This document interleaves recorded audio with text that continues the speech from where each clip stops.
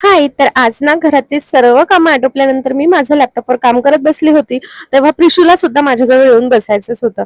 मी काहीही जरी करत असले ना, तर प्रिशूचं असं आहे की तिथे येऊन बसणार आणि त्यानंतर ती तिचं-तिचं करत बसणार. मग ते तिचं खेळणं असो की तिची स्टडी असो. आता इथे मस्त ए-बी-सी-डीचं तिचं चाललेलं होतं. त्यानंतर संध्याकाळच्या वेळी ती आणि श्रेया दोघी दुकानामध्ये गेलेल्या होत्या. कारण मला बिस्किट खायची इच्छा झाली आणि डॉक्टरांनी श्रेयाला थोडंफार फिरायला सांगितलेलं आहे. सो ती म्हणली की आई दीदी माझं चक्कर सुद्धा होईल आणि मी तुझ्यासाठी बिस्किट पण आणते. सो या दोघी गेलेल्या आणि प्रिशूनी ना तिच्यासाठी डेअरी मिल्क आणली जी आम्ही तिला अजिबातच देत नाही आणि बिस्किट सुद्धा आणलेलं आहे. लहान मुलांना खायच्या वेळी काही वाटत नाही पण त्यांना अशा गोष्टी देणं अजिबात योग्य नाहीये, त्याच्यामुळे आम्ही शक्यतो टाळतो. त्यानंतर आमचं हे नवीन क्रेज आहे.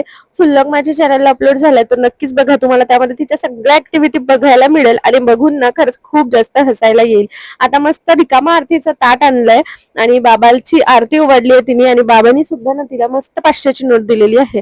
प्रिशूचं बरं आहे, तिची कमाई ना पटापट होते. त्यानंतर आम्ही आमचं काम करत बसलेलो होतो जेवण झाल्यावर आणि ती बघा पुस्तकांच्या सगळ्या राळ्या घेऊन बसलेली आहे आणि संध्याकाळच्या वेळी पूर्ण फॅमिली तारक मेहताचे ओल्ड एपिसोड बघतोय आणि पेशंटचं चाललेलं आहे जेवायचं. चला बाय.